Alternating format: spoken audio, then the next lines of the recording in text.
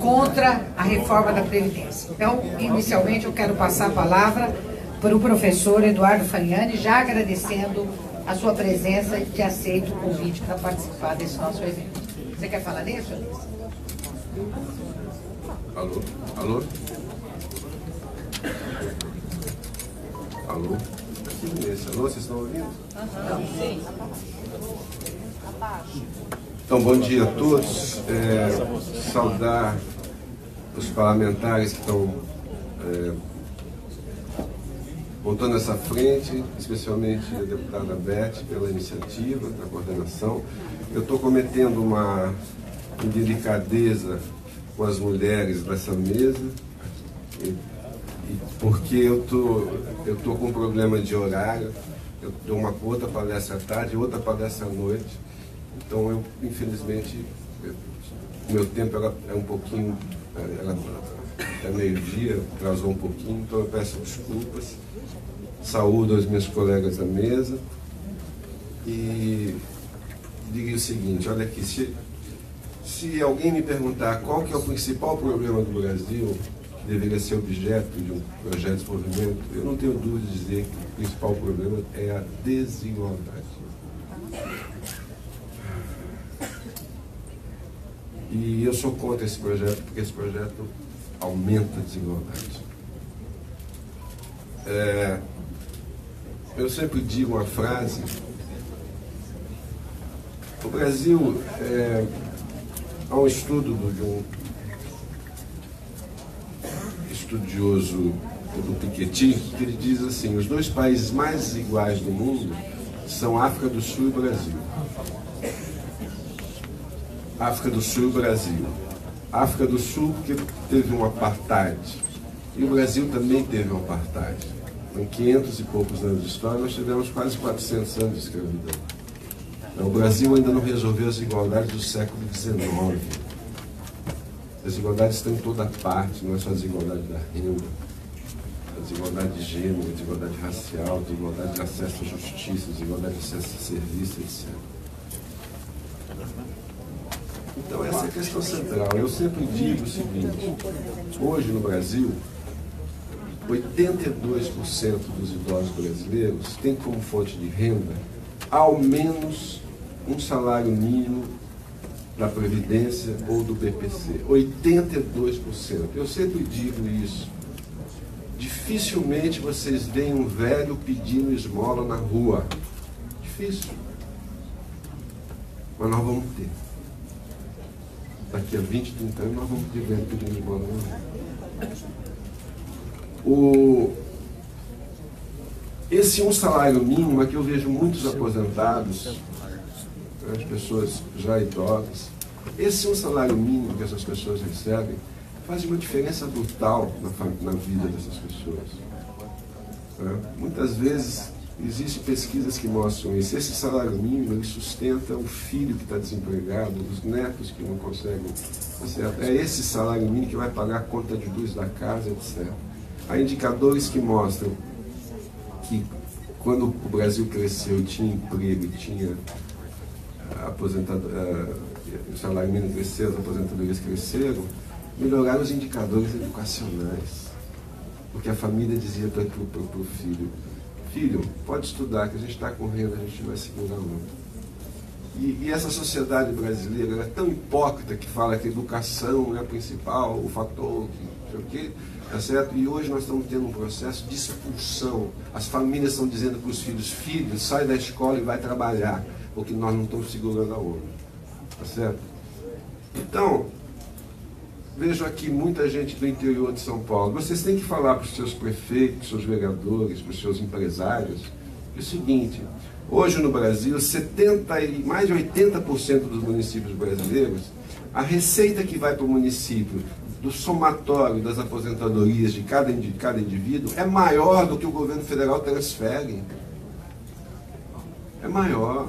Se você acabar com a Previdência, quando o sujeito recebe a Previdência no dia 10, é consumo na veia, no açougue, na farmácia, no supermercado, na venda. Tá certo? Se acabar com isso, a economia regional vai acabar.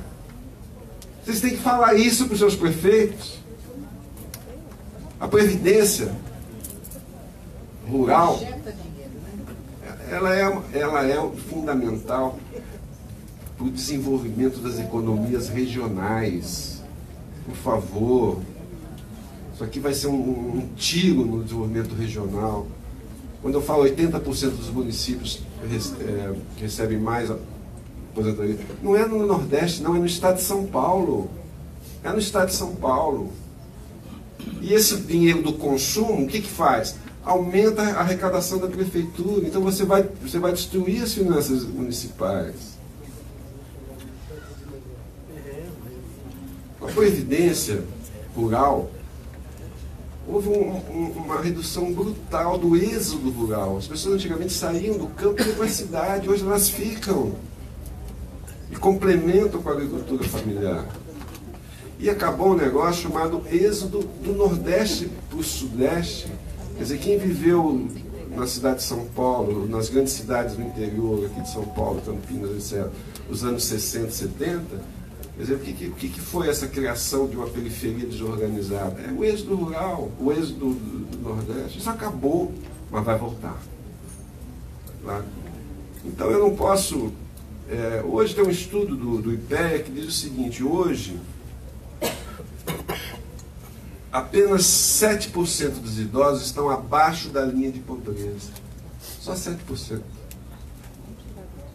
E se não fossem os benefícios previdenciários, você teria 70% dos idosos abaixo da linha de pobreza. Isso é estudo do IPEA, né? Aí, só vocês buscarem esse dado. Então, quer dizer, e qual que é a questão? A questão é a seguinte: ajustes na previdência são normais. Todos os países fazem isso. Mas ninguém destrói seu sistema de proteção social. Agora, para fazer um ajuste na previdência, você tem que ter alguns requisitos. Primeiro, o diagnóstico. Onde está o problema?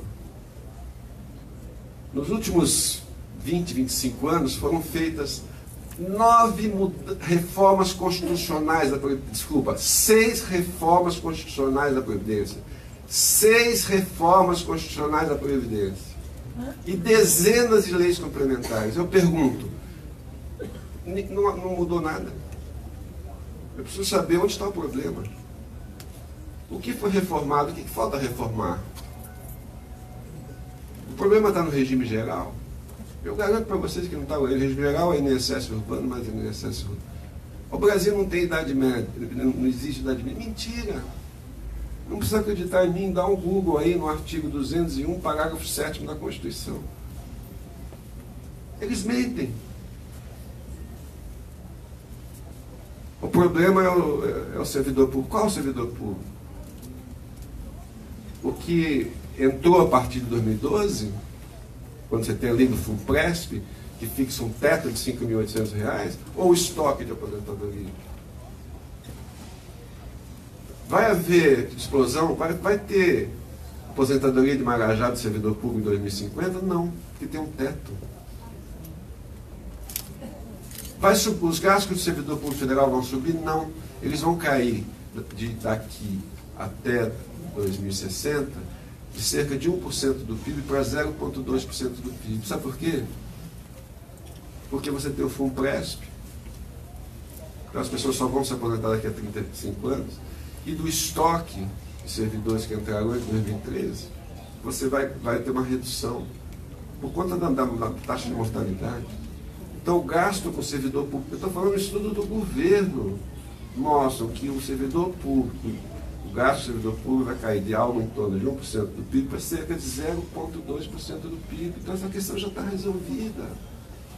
Aos marajás, os privilegiados, quantos por cento dos servidores públicos são privilegiados? Eu vou dizer uma coisa para vocês. Cerca de metade dos servidores públicos federais recebem até 6.500. Até 6.500. Tem quase 30% que ganha de 2 a 4 salários mínimos. Quem são os privilegiados? Só 18% dos servidores ganham mais de R$13 mil. 18%, mais de R$13 mil. Os marajás são 1, 2, 5%. Aí eu pergunto para os senhores, para combater Marajá, você precisa de reforma da Previdência? Por que não segue o teto constitucional? Aí eu pergunto para os senhores, poxa, o Brasil está quebrando, temos que combater os privilégios. E por que em dezembro de 2018 o governo Temer aumentou o teto constitucional de 30 mil para 40 mil reais? Por quê? Não teve que combater os privilegiados? Por que se aumentou o teto de 30 para 40 mil? Ah, a questão demográfica. Eu não tenho tempo para falar, eu poderia falar horas sobre isso. Não vou abusar do meu tempo. A questão demográfica é outra mentira. Ah, e essa é uma coisa difícil vocês entenderem. Vocês vão entender, claro, mas as pessoas que não são especializadas não entendem. Porque parece um raciocínio muito óbvio. Ah, no futuro vai ter um número menor de trabalhadores ativos para um número maior de velhos. Bom, não tem alternativa, tá certo? Não tem alternativa. Pergunto, a Previdência é financiada só pelo trabalhador ativo? Tá certo? Nós não fizemos no Brasil um chamado sistema tripartite, que é o empregado, o governo e o trabalhador? Tá certo? Eu pergunto, é aceitável você projetar para meados do século XXI, com base num pensamento de meados do século XX, você tinha para você produzir um automóvel, você precisava de 100 trabalhadores. Produzir um motor, 100 trabalhadores. Hoje eu canso de ver filmes que para produzir um motor não tem nenhum trabalhador. Nenhum. Tá certo? Hoje que se discute no mundo, nos países sérios, né? Isso aqui não é sério. É tributação de robô. Tá certo? Se com a revolução tecnológica se discute hoje nos países sérios, aqui não é país sério, nos países sérios discute o seguinte, não vai ter trabalho, o desemprego estrutural veio para valer, nós temos que pensar em outras alternativas. Uma das alternativas é mudar a tributação da base salarial para renda e patrimônio. Certo? É assim que você enfrenta a questão. É a reforma tributária. Dizem eles, em 2060 vai ter um apocalipse, vai ter um monte de velho, nenhum adulto. A Juliane vai fazer uma exposição e vai ficar claro isso na exposição dela. Eu pergunto, o apocalipse já não existe hoje? Por quê? Porque hoje no mercado de trabalho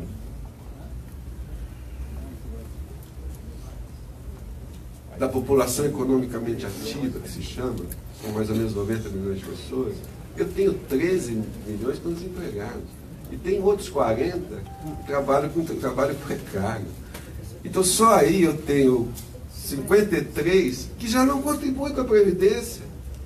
E se o governo fizesse um projeto de desenvolvimento, fizesse a economia crescer e incorporasse 50 milhões de trabalhadores com empregos bons, com carteira assinada, eles não passariam a contribuir e não melhorariam as finanças da Previdência?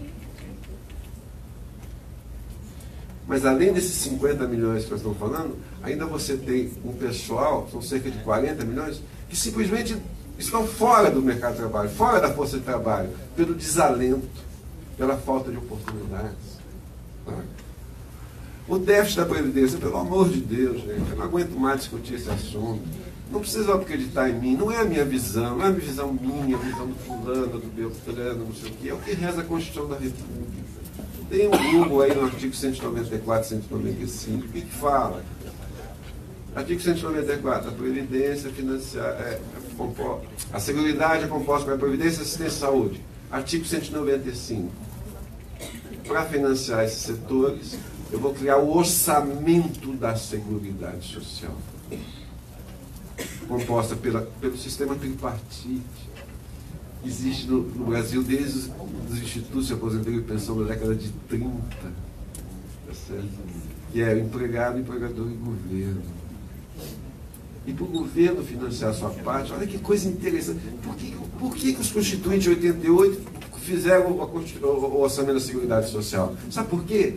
Porque, embora nós tivéssemos um sistema tripartite desde a década de 30, na ditadura militar, você teve o crescimento econômico, o milagre econômico, etc., só a contribuição do empregado e do empregador era suficiente para bancar a Previdência. Então o governo nunca botava a sua parte. Quando você tem a crise, a recessão de 1982, o governo precisou colocar a sua parte. Faça uma pesquisa nas manchetes dos jornais brasileiros de 1982, 83, 84. A Previdência vai quebrar. Se não fizer reforma da Previdência, o Brasil vai quebrar. Então os constituintes falaram o seguinte: bom, embora a gente tenha um sistema tripartite, sempre o governo tem que botar a sua parte, vai quebrar. Então vamos botar isso na Constituição? Vamos dar isso o status constitucional? Vamos. Por isso que eles fizeram isso. E olha que coisa interessante, eu fico pasmo. Meu filho fala para eu falar com calma, respirar fundo, que eu fico muito indignado, mas às vezes eu não aguento. Porque olha só, Beth, para financiar a Seguridade, para o governo colocar a sua parte na Seguridade, em 1988 o governo criou 2 contribuições sociais que não existiam. Sabe como é que chama uma delas? Chama-se Contribuição para o Financiamento da Seguridade Social. Chama-se COFINS. Vou repetir. Contribuição para o financiamento da Seguridade Social. A outra contribuição sobre o lucro líquido. O que é o déficit, gente? O déficit é que, ao arrepio da lei, certo? Desde 1988, todos os governos desde 1989, continuaram contabilizando as receitas da Previdência só a contribuição do empregado e do empregador. O déficit é a parte do governo que não é contabilizada. E nós não inventamos a roda. Nós nos inspiramos na experiência da social-democracia europeia do pós-guerra, onde você tem hoje uma média de 20 países europeus, a contribuição do governo representa 55%, a do empregador 30 e pouco, a do empregado 11, sei lá. Nós não inventamos a roda, nós nos inspiramos nessa experiência, tentamos fazer a mesma coisa. O déficit é que você não contabiliza a contribuição do governo, para a qual foram criadas 2 fontes que não existiam. E uma delas chama-se Contribuição para o Financiamento da Seguridade Social. Meu Deus do céu! Precisa ser mais óbvio, mais... Quer que desenha? Tá certo? Essa que é a questão do déficit, gente. Essa que é a questão do déficit. O déficit é um desprezo à ordem constitucional.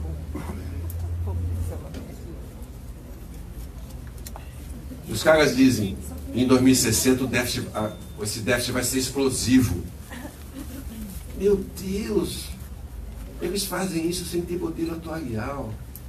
Nós publicamos um livro denunciando, o governo não tem um modelo atuarial para projetar o déficit até 2060.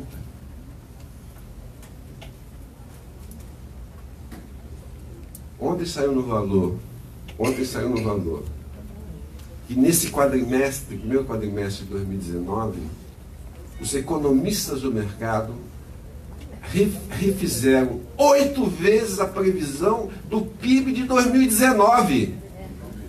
Tá certo? Esses gênios não conseguem acertar previsões trimestrais. Como é que esses caras vão dizer o que vai acontecer em 2060 sem modelo atuarial?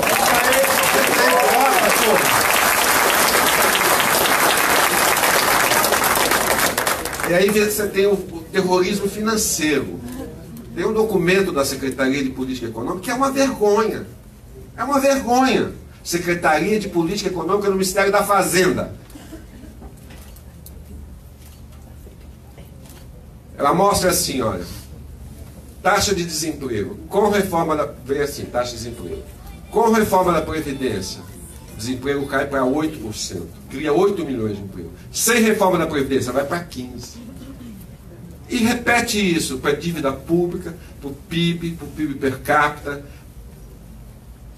sei lá, para 10 indicadores. Olha, eu comecei a estudar economia nos anos 70, tá certo? Eu nunca vi, deve ser um novo ramo da economia, deve se chamar economia astrológica, porque não há outra explicação. Não há outra explicação, porque assim, o cara fala assim, olha, a Selic foi criada em 1940, então no mês de março, então é Gêmeos, o ascendente dela é Touros, e como Saturno até 2023 vai estar na casa não sei o quê, então isso vai crescer, porque eu juro por Deus para vocês, se alguém me mostrar que existe uma correlação unívoca e direta entre reforma da Previdência, queda da dívida pública, aumento do investimento, queda da taxa de juros, eu seria o primeiro defensor dessa reforma da Previdência. Vocês não têm a menor dúvida disso. Só que isso é mentira. Isso é um terror econômico. Se não fizer a reforma, o Brasil quebra. Então é um debate. Que debate? Não é debate. Tá certo? Você tenta induzir uma reforma com base em mitos, em falsas verdades e com base no alarme, no medo, no terror econômico, no terror financeiro, no terror demográfico. Tá certo? E como não tem argumento, o que você faz? Primeiro que você diz, os dados são todos sigilosos. A Folha lançou esse negócio, mas nós já sabíamos, a Anfip e a FENAFISC fizeram um pedido, 18 questões, tá certo? E já veio negado para a gente há 10 dias atrás. Alegando, e eles entraram com o processo agora, porque isso é inconstitucional. Então você não tem argumento, você sigila os dados. E daí você compra 40 milhões para cada deputado. É assim que vai se aprovar essa reforma. Tá certo? A questão que eu coloco, aí eu entro no tema propriamente dito, é o seguinte. Eu só quero falar mais uma coisa. Essa proposta vai combater os privilégios. Os privilegiados. Muito bem. Paulo Guedes quer 100 milhões por ano. 1 trilhão em 10 anos. 82% dessa economia vem sobre o INSS urbano, o INSS rural, o BPC e a bônus salarial. A bônus salarial, hoje tem direito ao bônus salarial quem ganha até 2 salários mínimos, mas vai ser só quem ganha 1. Você está excluindo 20 milhões de trabalhadores. Tá certo? Então, escuta, eu vou combater privilégio, sendo que 80% da minha economia é sobre quem ganha em média R$ 1.400. Esses são os privilegiados. Eu teria, se eu tivesse tempo, eu arrumaria, eu já consegui mais de 7 bilhões para o Paulo Guedes. 7 bilhões. Tá certo? Por exemplo, juros, 400 bilhões por ano. Tá certo? O Brasil tem o maior programa de transferência de renda, de rico para pobre do mundo. De pobre para rico do mundo. Dizem que não existe almoço grátis. Aqui tem almoço, jantar, café da manhã, tem tudo. Isso aqui é um paraíso fiscal. Tá certo? A Grécia tem uma dívida bruta de quase 200% do PIB. O Brasil, a dívida bruta é 70%. É 70%, né? Só que a Grécia, quando eu vi esse dado, pagava 3% de juros. E o Brasil, quando eu vi esse dado, pagava 8%. Como é que se pode um país que quebrou? A Grécia quebrou por conta da austeridade que eles querem implantar aqui. Ela tem uma dívida que é quase mais de 2 vezes acima do Brasil e paga menos da metade de juros. Como é que explica isso? A ciência econômica explica isso? Não explica. O que explica são os 400 anos de escravidão. Então, 400 bilhões de juros, 4 anos de economia. Em 2015, nós gastamos de juros mais do que nós gastamos com a Previdência.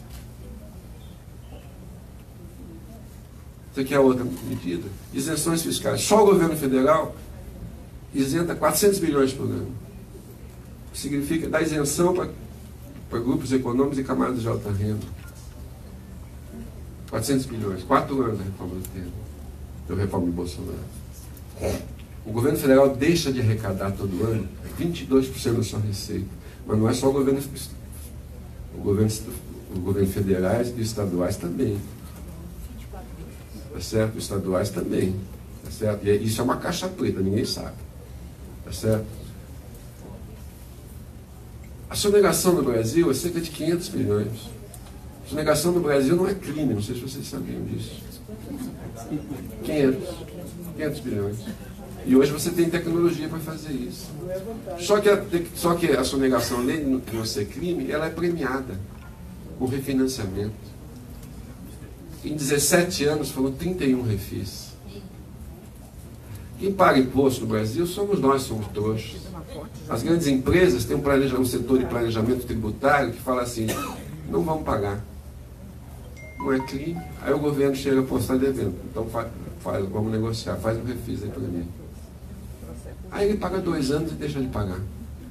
É assim que é. Tá certo? Se você juntar isenção mais sonegação, isso dá 12% do PIB. Sabe quanto a gente gasta com a Seguridade Social que eles querem destruir? 11.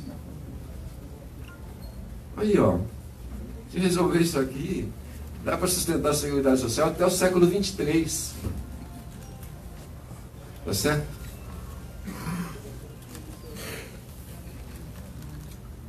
E agora está sendo dado um refis para o agronegócio e nos governos estaduais, velho.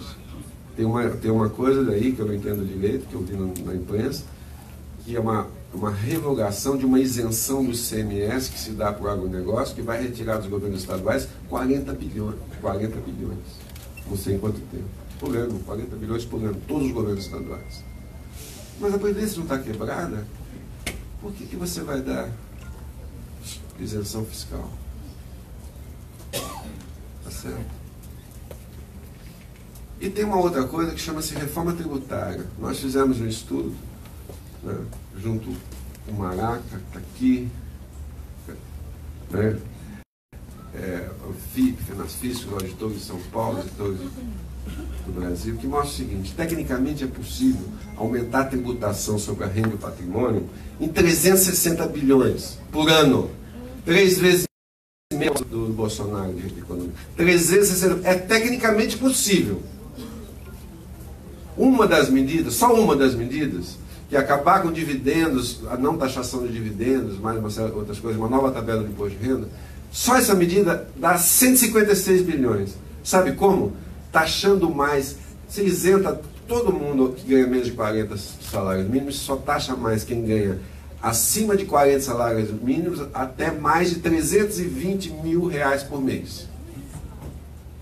Isso aumenta a líquida desse pessoal. Isso dá, sabe quantas pessoas são? 750 mil, no universo de 30 milhões. 2,7% dos contribuintes. Só isso dá 156 bilhões. Por que você, se o país está quebrado, se existem alternativas menos injustas, por que você não adota?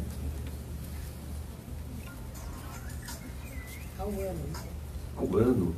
É um estudo, está disponível. Reforma tributária solidária, só vocês buscarem, vocês acham, o PDF está disponível, tem livro, etc. Então tem alternativas. O problema está na dívida. O problema do Brasil, a dívida bruta, né? A dívida bruta. Passou de 50% do PIB para 70% do PIB.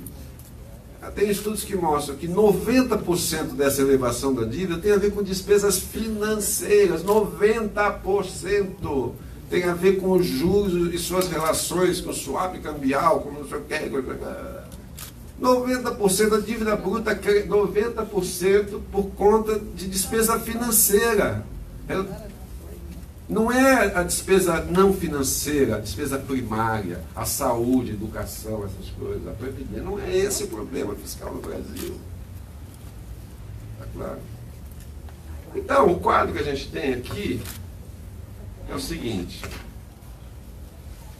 Eu vou falar o que é central, gente. O que é central? O governo não quer debater, porque ele tem medo do debate.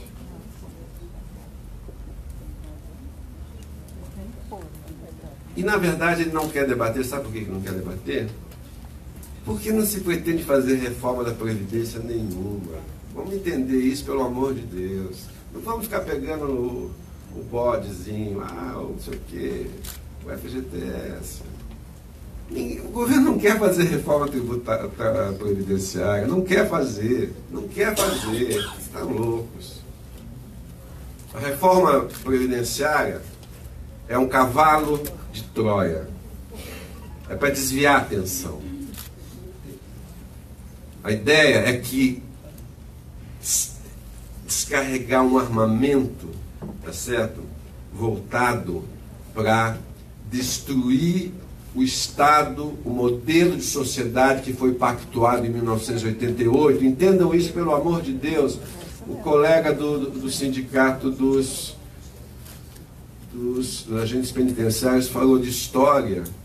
Vamos entender essa história. Nós construímos o modelo de sociedade que foi pactuado em 1988, depois de mais de 2 décadas de luta, de enfrentamentos pelas forças que lutavam contra a ditadura militar, que resultaram em mortes, que resultaram em exílios, que resultaram em desaparecimentos e torturas.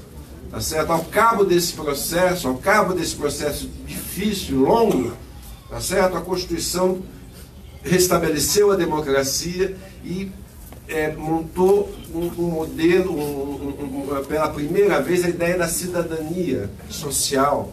Os direitos sociais passaram a fazer parte dos direitos fundamentais brasileiros. Quer dizer, essa que é a questão de fundo, gente. Por favor, entendam isso. Não vamos ficar discutindo isso, aquilo. Tá claro? E eu acompanho esse debate por dever de ofício, 40 anos, tá certo? O que está acontecendo hoje, para mim não tem nenhuma novidade, é um museu de velhas novidades, como diz o Carlos Luz. Tá certo? Eles tentam fazer isso desde 1989. Eu sempre falo que quando na última etapa do processo constituinte, o presidente era o Sarney. Ele foi à cadeia de rádio e televisão e falou assim: senhores constituintes, os senhores têm a última oportunidade de mudar essa Constituição, porque se vocês mantiverem os direitos sociais como vocês estão colocando, este país será ingovernável. A tese da ingovernabilidade. A tese da ingovernabilidade, ela vai se transmutando ao longo desse período. A última versão dela é: as demandas sociais da democracia não cabem no orçamento. A última versão dela é: eu não faço justiça fiscal, não faço ajuste fiscal se eu não rever o Pacto de 88. Foi mencionado o caso da China, é verdade o que foi dito aqui. Tem economistas liberais, eles se escrevem todo sábado e domingo na Folha de São Paulo, tá certo? Samuel Pessoa, certo? Um gênio da macroeconomia brasileira. Ele escreveu o seguinte: a China cresce a 10% ao ano, escreveu isso em 2007. A China cresce 10% ao ano porque lá não tem sistema de proteção social. Tá certo? Então a solução, o ajuste fiscal e a coisa, é acabar com o Estado Social. Eles dizem: desde 1993 até hoje o gasto social cresceu acima do PIB, não sei o que, acima disso, acima daquilo. É o principal problema. Meu Deus do céu, e não deveria crescer? O que é 1993? É quando você começa a implantar a Constituição de 88. O que é a Constituição de 88? É um desrepresamento secular de direitos. O trabalhador brasileiro rural nunca teve direito trabalhista, nunca teve direito previdenciário. É a primeira vez que nós temos um programa de seguro-desemprego. É a primeira vez que nós temos um sistema único, universal, público de saúde. É a primeira vez que nós temos uma previdência, etc, etc, etc. Você quer que não cresça? Tá certo? Agora, é uma sociedade, é um capitalismo tão atrasado, tá certo? Que não aceita sequer princípios elementares da social-democracia. Não aceita. Eu tive a ilusão, comecei a trabalhar e a militar nos anos 70, tinha a ilusão, Raimundo, eu tive a ilusão de que até 2012, 2013, que, puxa vida, a democracia vai prevalecer. Os direitos sociais têm essa luta toda, mas vão prevalecer. Hoje eu olho e falo o seguinte: esses 30 anos que nós tivemos, de 88 anos, são um ponto fora da curva do capitalismo brasileiro. O que está acontecendo hoje, eles estão querendo fazer com que o país volte a seu rumo inicial. O capitalismo brasileiro, se pode se chamar de capitalismo, tá certo? Ele é antissocial e antidemocrático. Essa é a verdade. Então o que está em jogo aqui é concluir uma tarefa, um esforço que eles fazem desde 1990. O Roberto Campos, em 1990, escreveu o seguinte: a Constituição de 88 é um hino à preguiça, uma coleção de anedotas. A desqualificação de 88 vem desde aquela época. Você sabe o que está em jogo aqui? É em jogo o seguinte: essa elite brasileira e internacional jamais aceitou que a sociedade brasileira dos anos 70, a luta da sociedade brasileira, capturasse cerca de 12, 13, 15% do PIB. Essa que é a questão. É isso, é inaceitável. Eles querem o dinheiro de volta. É isso. É isso que está por trás de toda essa marcha de contra-reforma que vem desde 1980, 90. Tá claro? Então o objetivo é isso. O projeto velado é... A reforma da Previdência é mais uma peça do projeto ultraliberal que está sendo implantado desde 2016 a partir do golpe. Ela é uma peça igualzinha, não tem diferença. É assim, nós temos que fazer isso, isso, isso, isso, isso. O que eles começaram por onde? Teto do gasto. Teto do gasto financeiro? Não, teto do gasto não financeiro. Aí eu tenho que fazer asfixiar financeiramente. Eu faço a DRU, né, a desvinculação da receita do União, de 20% para 30%. Tirava 60 bi da Seguridade, agora tira 100. Depois eu faço o quê? Eu faço uma reforma trabalhista, que faz os direitos trabalhistas sindicais voltarem para o século XIX, que vai quebrar a Previdência. Essa vai quebrar a Previdência. Por quê? Porque os empregos precários, temporários, etc., que foram criados, a pessoa não tem como contribuir. Então agora o que eles têm que fazer? Eles têm que fazer uma reforma da Previdência para que os gastos com a Previdência caibam nas fontes de receita da reforma trabalhista. É pouquinho. Depois eles vão fazer a reforma tributária. Para quê? Para reduzir a carga tributária de 32% do PIB para 26%, 25% do PIB. Esse é o projeto ultraliberal. E também esse é o projeto liberal só na questão social, eu não estou falando das outras coisas, pelo amor de Deus. Tá certo? E também vão fazer um negócio que eles chamam de pacto federativo, que na verdade é acabar com a vinculação constitucional de todas as fontes de receita, tá certo? Que, inclusive as fontes de receita da Constituição da Seguridade Social. Tá claro? Eu lembro para vocês que a educação,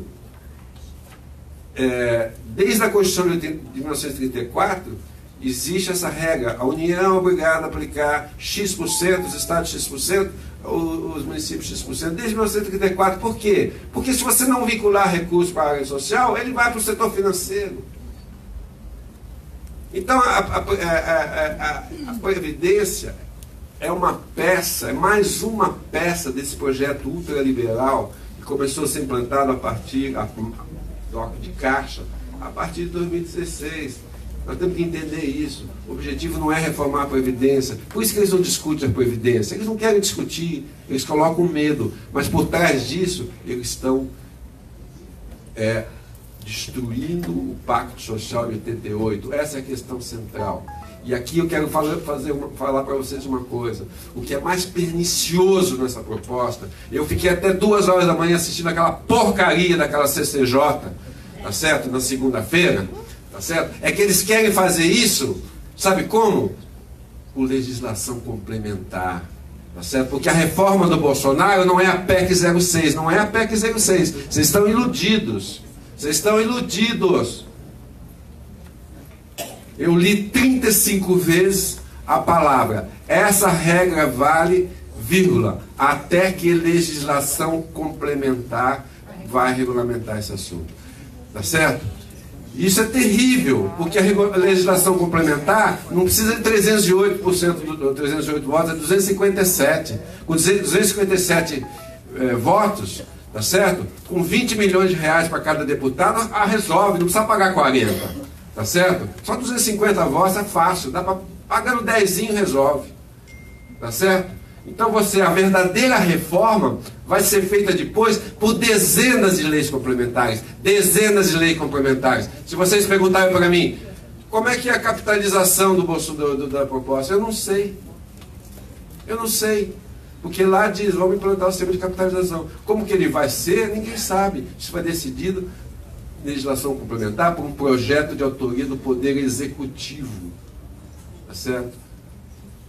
Então nós estamos destruindo o Estado Social de 88, de uma forma velada, por leis, por legislação complementar, e a CCJ, que se chama Comissão de Constitucionalidade e Justiça, aprova isso. Eu pergunto, a própria Constituição diz, sempre que houver uma mudança radical na Constituição, no que foi definido anteriormente, tem que se chamar um plebiscito ou um referendo popular.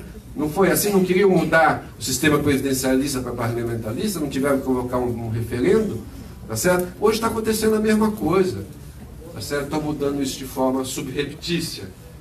A questão central é a seguinte, eu tenho dito isso e já falei demais, eu já tenho que encerrar. O que está em jogo no Brasil é o seguinte, é mudar. Nós vamos passar da seguridade social para o seguro social. Isso é uma mudança estrutural, gente. É uma mudança radical. O que é a seguridade social? É um pacto social baseado na solidariedade. Todos têm direito ao mínimo, mesmo aqueles que não podem contribuir. O que é a Previdência Rural? É você corrigir uma injustiça que o trabalhador começou a trabalhar na década de 40, 50, sem carteira de trabalho, em condições de semi-escravidão. Os constituintes falaram, ok, você vai ter direito, mesmo se você não contribuiu. Muitas pessoas só conseguiram comprovar que elas trabalharam no campo com fotografia, com carta. Então nós corrigimos uma injustiça. E como é que vai financiar isso? A sociedade vai financiar. Vamos criar o COFINS para financiar isso aqui. Tá certo? Então nós estamos mudando a seguridade social para o seguro social. O que é o seguro social? Você tem um plano de capitalização individual. O problema é seu. É um contrato seu com fundo de pensão. Tá certo? Se você ficar doente, você quebrar uma perna, ficar deprimido, não poder trabalhar, problema seu, se vira, você não vai conseguir, você é um fracasso, você é um fracassado, vai resolver com o seu plano privado. Essa é a mudança que está sendo feita. Tá certo? Essa mudança está sendo feita. Posso falar sobre isso muito tempo. A segunda mudança central, isso é o seguinte, nós vamos passar da seguridade social para o assistencialismo. Como é que é essa passagem? Essa passagem é a seguinte, eu crio regras tão excludentes, regras de aposentadoria superiores ou equivalentes às praticadas nos países desenvolvidos, que, como vocês vão ver em seguida, desconsideram por completo a realidade do mercado de trabalho brasileiro, que no futuro um número muito pequeno de brasileiros vão conseguir ter a proteção previdenciária. Tá certo? Então o que vai acontecer? Vai haver uma tendência para você ter uma fuga em massa, uma pressão em massa, para você buscar o benefício assistencial. Que o benefício assistencial não exige contribuição. Tá certo? Muito bem, o que o governo já faz e ao fazê-lo já admite que a sua reforma é excludente? Ele faz o seguinte, bom, vocês vão vir tudo aqui para o BPC, não tem problema. O BPC, em vez de eu pagar R$ 998, eu vou pagar R$ 400. Tá certo? Agora veja o seguinte, os R$ 400, ninguém sabe de que tempo em tempo ele vai ser corrigido. Ninguém sabe qual que vai ser o indexador da inflação. O governo pode simplesmente, e eu acho que vai fazer isso, deixar 5, 6, 7 anos congelados R$ 400. Como a tabela do imposto de renda está congelada há quantos anos? Há 15 anos. Tá certo? Muito bem. Então vamos pensar juntos aqui. Se ficar congelado 5 anos, sei lá, esses R$ 400 podem virar R$ 250. Então olha só, olha como é que eu vou fazer o ajuste da Previdência. Hoje eu tenho uma massa enorme de pessoas que ganham o piso do salário mínimo, e daqui a 10, 15 anos eu vou ter uma massa enorme de pessoas que vão ganhar R$ 250. Então daqui a 15, 20 anos, o gasto com a Previdência vai ser cerca de 20, 25% do que é hoje. Tá certo? Está aí feito o ajuste. E aí, com isso, essa previdência que paga R$250 em vez de um salário mínimo, essa previdência cabe na receita da reforma trabalhista. E aí eu posso reduzir a carga tributária para 22%, padrão mexicano. Certo? Esse é o projeto, gente. Por isso que ninguém quer discutir nada. Tá claro? Esse é o projeto. Para terminar, só vou citar um dado aqui para vocês. Só um dado aqui para vocês e já termino, Beto. Desculpa a extensão do tempo.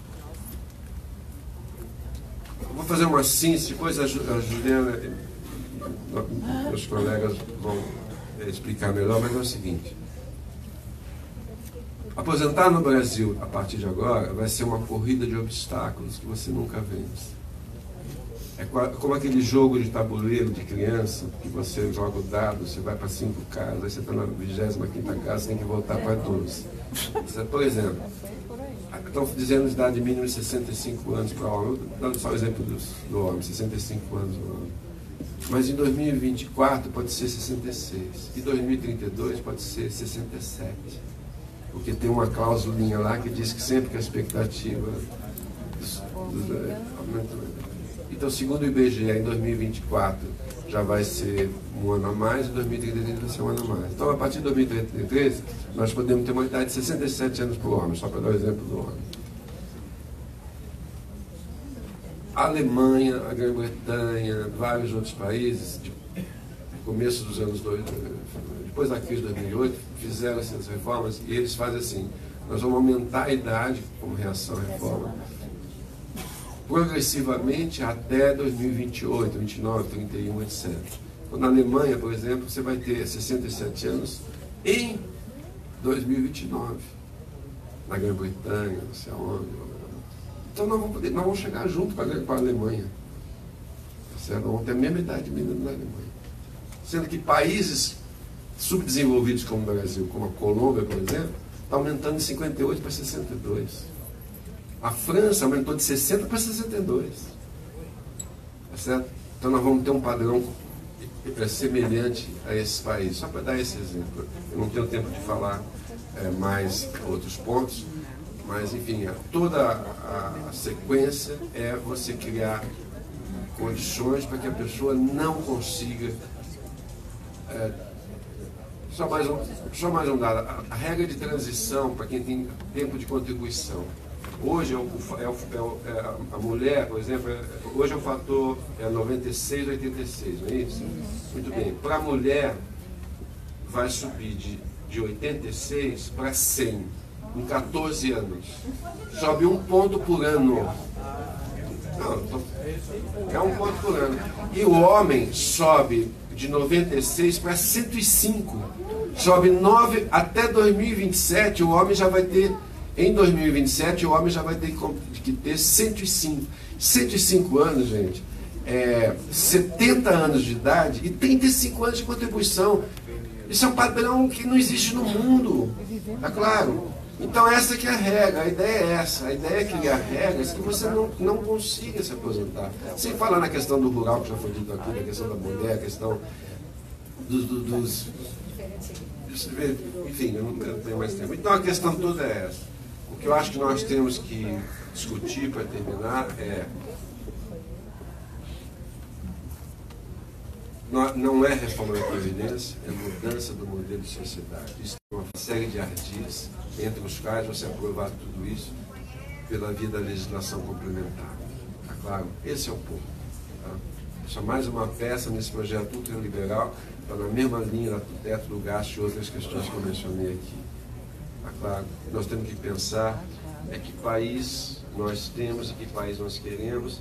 E para terminar, eu queria terminar com uma frase do discurso do presidente da Assembleia Nacional Constituinte, Ulisses Guimarães, que quando o Sarney foi para a televisão e falou assim: se vocês aprovarem isso, esse país será ingovernável. Ulisses Guimarães subiu na tribuna no dia seguinte e falou assim: ingovernável é a fome, ingovernável é a doença desassistida, e por aí foi. E no final ele falou: essa vai ser a Constituição Cidadã. Aí que ele cunhou a frase cidadã. E no ato de proclamação da Constituição, dia 5 de outubro, ele diz assim: a Constituição certamente não é perfeita, ela própria o confessa ao admitir a reforma. Quanto a ela, discordar sim, divergir sim, descumprir jamais, afrontá-la nunca. Traidor da Constituição é traidor da pátria. Muito obrigado.